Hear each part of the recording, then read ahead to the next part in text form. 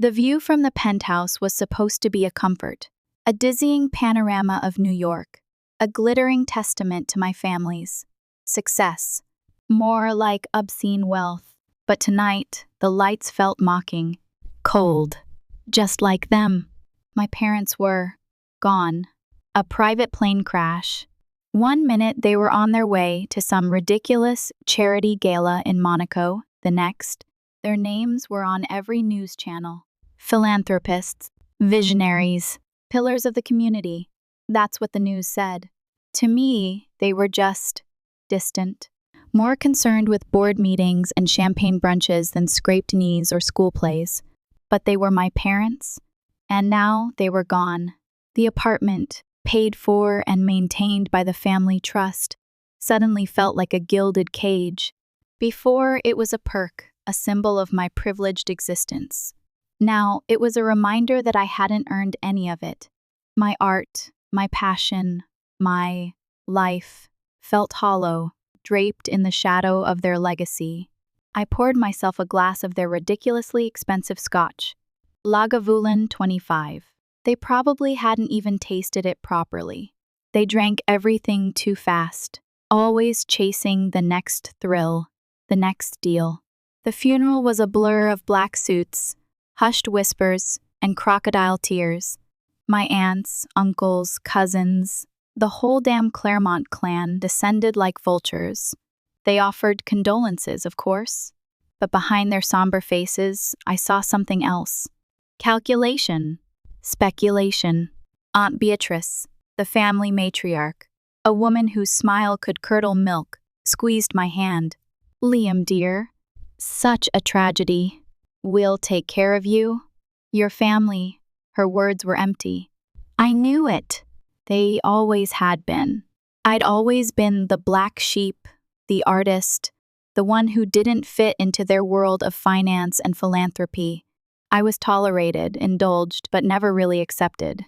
The reading of the will was even worse. My parents had left everything to a trust, managed by a board of Claremont family members. I was to receive a monthly stipend, enough to live comfortably, but with strings attached longer than a yacht's mooring line. Maintain a suitable residence, Aunt Beatrice had droned, reading from the document. Engage in activities befitting the Claremont name. Avoid scandal. And pursue endeavors that reflect positively on the family legacy. Translation, stay quiet. Stay out of trouble. And for God's sake, stop painting those abstract monstrosities. That night, I stood on the balcony, the city lights blurring through my tears. I felt suffocated, trapped, and utterly alone. I knew, deep down, that this was just the beginning. The gilded cage was about to become a prison. The trust meeting was held in a sterile conference room at Claremont Enterprises headquarters.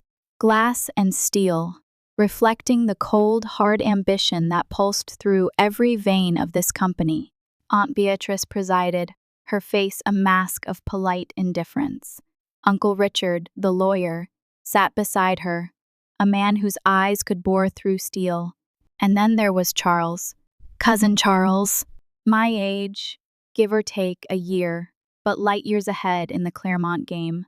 Sharp suit, sharper mind, and a smile that never quite reached his eyes. He was the heir apparent, the golden boy, destined to inherit the Claremont empire. He'd always treated me with a barely veiled contempt, seeing my artistic aspirations as a childish whim. Liam, Aunt Beatrice began, her voice smooth and practiced. We understand you're grieving. We want to be supportive, but we also have a responsibility to uphold the terms of the trust. That's what they always said. Responsibility. It was their shield, their excuse for everything. Your stipend is, of course, secure, Uncle Richard added, his voice dry. However, we've reviewed your recent expenditures. He slid a thin file across the polished table. It contained a list of my purchases, art supplies, gallery fees, the occasional late-night pizza.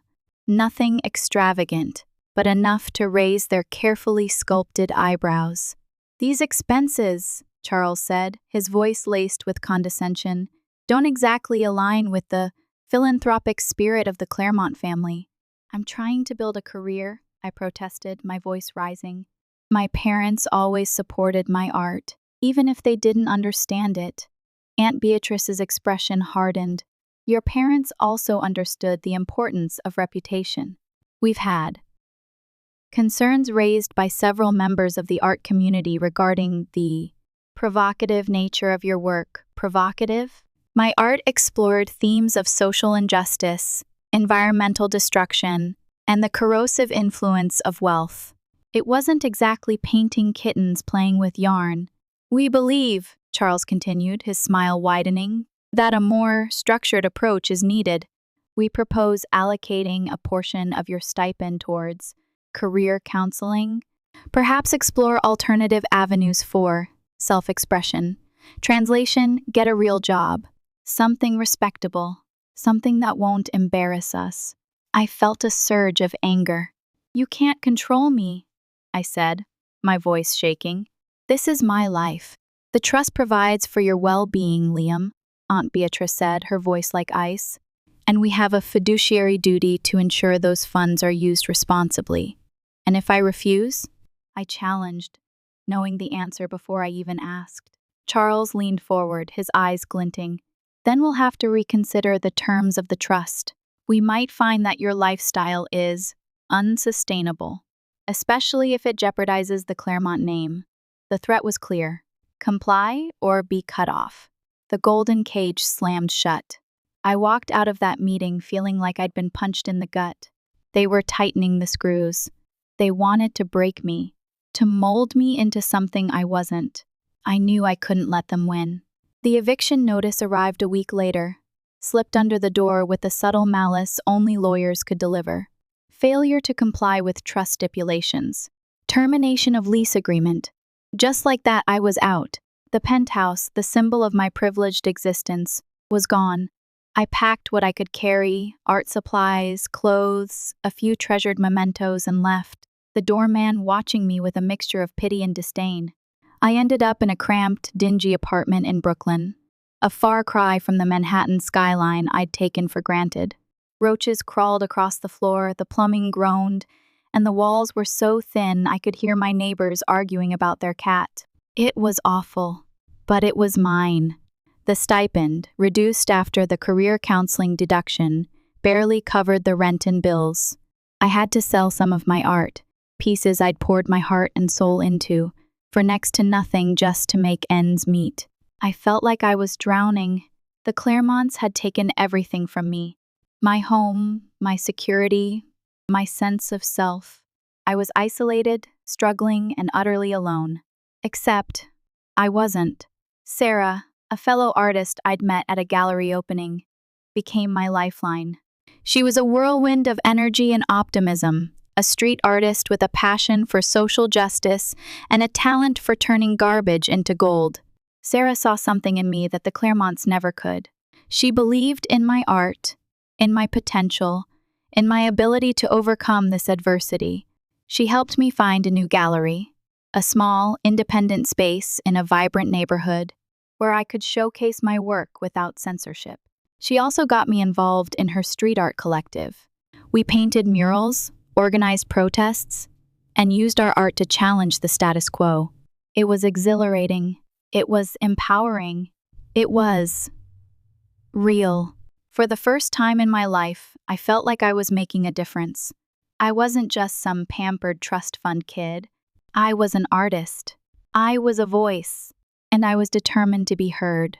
The Claremonts, of course, were not amused. My art started to gain traction. The small gallery in Brooklyn attracted a surprising amount of attention. Critics praised my raw talent, my unflinching social commentary, and my unique perspective. My paintings, once dismissed as provocative, were now being hailed as powerful and relevant. Sales were picking up. I was starting to make a name for myself. I was finally building a career, independent of the Claremonts and their suffocating influence. But my success came at a price. The Claremonts were furious. My art, with its critiques of wealth and power, was embarrassing them. It was going against their narrative. Aunt Beatrice started calling me regularly, her voice dripping with thinly veiled disapproval. "Liam, darling," she'd say, "we're so proud of your success. But perhaps you could focus on less controversial subjects, something more uplifting. Think of the family's reputation." I refused to compromise. My art was my voice. It was the only thing I had left. Then came the whispers. Rumors started circulating in the art world. Whispers about my family, about their business dealings, about their secrets. Whispers that suggested my art was more than just provocative, that it was dangerous. One day, Sarah came to my apartment, her face pale. "Liam," she said, "I think you're being watched." I dismissed it at first. Paranoia. But then I started noticing things. A black car parked outside my building. A man in a suit following me down the street. Strange phone calls. I knew the Claremonts were behind it. They were trying to intimidate me, to silence me. They were scared of what I might uncover. The pressure was mounting. I felt like I was walking on a tightrope, one wrong step away from falling into the abyss. I needed to figure out what the Claremonts were hiding, and I needed to do it fast. Sarah and I decided to fight back. We started digging into the Claremont family's history, searching for clues, looking for anything that could explain their obsession with control. It wasn't easy. The Claremonts were masters of concealment. They had lawyers, accountants, and PR firms working overtime to protect their image. But we were persistent. We scoured public records, old newspaper articles, and leaked documents. We learned about shady business deals, offshore accounts, and allegations of environmental violations. We discovered that the Claremonts' philanthropy was often a front for tax evasion and political influence. But the real breakthrough came from an unexpected source. A mysterious informant, someone who claimed to have worked for Claremont Enterprises, contacted me anonymously. He offered to provide us with information, but only if we met him in person. We met him late one night in a deserted warehouse district. He was a nervous, jittery man, constantly looking over his shoulder. He told us a story that chilled us to the bone. He claimed that my parents' plane crash wasn't an accident, that it was orchestrated by someone within the Claremont family, someone who wanted to eliminate them, someone who wanted to seize control of the family empire. He had proof, he said, documents that would expose the truth, but he was afraid to release them. He feared for his life. He gave us a USB drive containing the evidence, warning us to be careful. They'll stop at nothing to protect their secrets, he said. Trust no one. We left the warehouse feeling terrified but also determined. We had the information we needed to expose the Claremonts, but we knew we were in grave danger. We knew we couldn't sit on the information. The longer we waited, the more time the Claremonts had to cover their tracks. We decided to leak the documents to a reputable investigative journalist. The story exploded. Headlines screamed accusations of fraud, corruption, and even murder. The Claremonts were caught in a firestorm of controversy. They retaliated immediately. Their lawyers launched a defamation lawsuit, accusing us of spreading false information. Their PR machine went into overdrive, painting us as disgruntled relatives seeking revenge. Charles, in particular, was relentless. He gave interviews, denouncing me as a mentally unstable artist obsessed with conspiracy theories. He tried to discredit my art, calling it sick and twisted. He even went after Sarah, digging up dirt on her past and trying to portray her as a dangerous radical. We were bombarded with threats, both online and in person. Our phones were tapped, our emails were hacked, and we were constantly being followed. We feared for our safety, but we refused to back down. We knew we were telling the truth, and we were determined to expose the Claremonts' crimes, no matter the cost. The pressure was immense. I started to doubt myself. Was I doing the right thing? Was I putting Sarah in danger? Was I just being paranoid? But then I looked at my art, at the paintings that reflected the truth I knew. the injustice I had witnessed, and I knew I couldn't stop. Just when I thought things couldn't get any worse, they did. We discovered that the informant, the man who had given us the USB drive, was a double agent. He was working for the Claremonts all along. The USB drive contained some genuine information, enough to make the story seem credible. But it also contained fabricated evidence, designed to mislead us and damage our credibility. The Claremonts used the fabricated evidence to discredit our story and turn public opinion against us. They portrayed us as reckless and irresponsible, accusing us of spreading lies and conspiracy theories. I felt betrayed, used, and utterly devastated. I had trusted this man. I had risked my life for him, and he had stabbed me in the back. Sarah was furious. She wanted to retaliate, to expose the informant and clear our names. But I knew it was a trap. The Claremonts were waiting for us to make a mistake. I realized that we were outmatched. We were playing a game with people who had unlimited resources and no scruples. We couldn't win by fighting them on their terms. We needed a new strategy. We needed to find a way to expose the Claremonts without risking our lives. I decided to fight back with my art. The Claremonts had tried to silence me, to control me, to destroy me, but they couldn't take away my talent. They couldn't take away my voice. I planned a massive art installation, a public display of my work that would expose the Claremonts' crimes in a way they couldn't ignore. I collaborated with Sarah and other artists from the Street Art Collective. We created a series of murals, sculptures, and projections that told the story of the Claremonts' corruption, their greed, and their lies. We chose a location that was highly visible and symbolic, the plaza in front of Claremont Enterprises headquarters. We worked under the cover of darkness, transforming the plaza into a canvas for our message. We projected images onto the building, painted murals on the sidewalks, and installed sculptures that mocked the Claremonts' wealth and power. The next morning, the city awoke to a spectacle. Thousands of people gathered in the plaza, drawn by the bold and provocative artwork. The media descended, cameras flashing, reporters scrambling to cover the story. The Claremonts were furious. They tried to shut down the installation, but it was too late. The message was out. The world was watching. My art had become a weapon. It had become a symbol of resistance. It had become a catalyst for change. The art installation triggered a chain reaction within the Claremont family. The pressure was mounting, the secrets were unraveling, and the cracks were starting to show. The board members of Claremont Enterprises began to turn on each other, each trying to distance themselves from the scandal. Accusations flew, alliances shifted, and the carefully constructed facade of unity began to crumble. Even Aunt Beatrice, the seemingly unshakable matriarch, started to crack. The stress of the situation took its toll on her. Her voice trembled, her hands shook, and her eyes revealed a flicker of fear.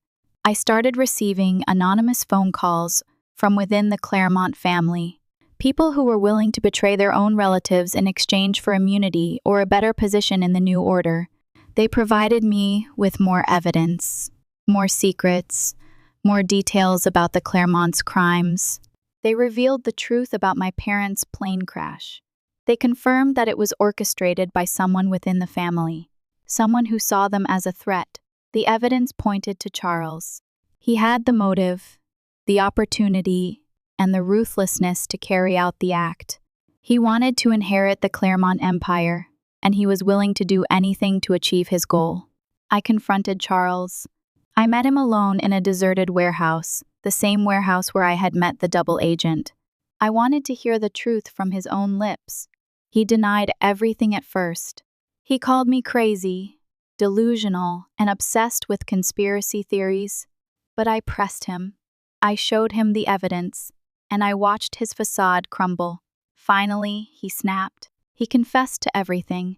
He admitted to orchestrating my parents' plane crash. He admitted to manipulating the informant.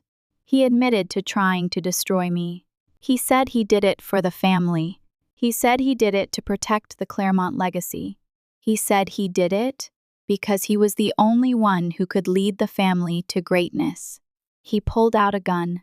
He said he couldn't let me expose him. He said he had to silence me, once and for all. We fought. It was a brutal, desperate struggle. I was no match for his strength and his rage, but I refused to give up. I fought for my parents, for Sarah, for myself. I managed to disarm him. The gun clattered to the floor. We wrestled, punching and kicking, until I finally managed to overpower him. I stood over him, panting and exhausted. I could have killed him. I wanted to kill him, but I didn't. I knew that killing him would make me no better than him. I called the police. They arrived quickly and arrested Charles. He was taken into custody, facing charges of murder, fraud, and conspiracy. Charles's arrest triggered a complete meltdown of the Claremont family. The truth came out, the secrets were exposed, and the empire crumbled. Claremont Enterprises was investigated by federal authorities, and the family's assets were seized. Many of the board members were indicted on charges of fraud and corruption. Aunt Beatrice, stripped of her power and prestige, faced the consequences of her actions. She was forced to testify against her own family members, revealing the extent of their crimes. She came to me, seeking forgiveness. She admitted that she had made mistakes, that she had prioritized wealth and power over family and justice. She said she was sorry for the way she had treated me, for the way she had tried to control me. I didn't forgive her immediately. It took time, but eventually I realized that she was genuinely remorseful. She had learned a valuable lesson, and she was willing to make amends. The Claremont family was shattered, but from the ashes a new beginning emerged. A new generation, determined to rebuild the family's legacy on a foundation of honesty and integrity. Years passed. I continued to create art, using my voice to advocate for social justice and environmental protection. My work gained international recognition, and I became a successful and respected artist. I reconnected with Sarah. We built a life together, filled with love, art, and activism. We never forgot the struggles we had faced, and we remained committed to fighting for a better world. Then, one day, I received a phone call. It was from a young woman named Emily Claremont, a distant cousin I barely knew. She was part of the new generation, the ones who were trying to rebuild the family's legacy. She asked me for my help. She said they needed my artistic vision, my understanding of social issues, and my ability to connect with people. She said they wanted to create a foundation that would support artists and activists who were working to make a difference in the world. She said they needed me. I was hesitant at first. I had spent so many years trying to escape the Claremont family. I didn't want to be dragged back into their world of wealth and power. But then I realized that this was an opportunity to use my influence to make a positive impact, an opportunity to help create a better future. I agreed to meet with Emily and the other members of the new generation. I listened to their ideas. I shared my vision, and I offered my support. I decided to help them rebuild the Claremont family, not because I owed them anything, but because I believed in their potential, because I believed in the power of art to change the world. The Claremonts had turned their backs on me in my darkest hour, but now they needed me, and I was ready to answer the call. The Claremont Foundation became a force for good in the world. It supported countless artists, activists, and community organizations.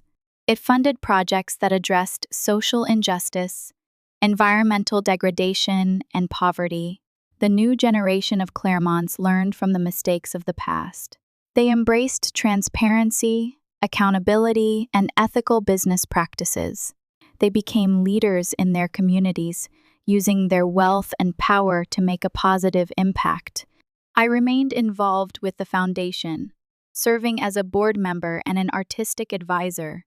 I used my art to raise awareness about important issues and to inspire others to take action. I never forgot the struggles I had faced, the betrayals I had endured, and the lessons I had learned, but I also never lost hope. I believed in the power of redemption, in the potential for change, and in the enduring strength of the human spirit. The Claremonts had turned their backs on me in my darkest hour, but in the end, it was through their need for me that I found my purpose. And together we built something better, something lasting, something that truly mattered. The city lights, the same lights that once mocked me, now felt like a beacon of hope, a testament to the power of art, resilience, and the enduring bonds of family.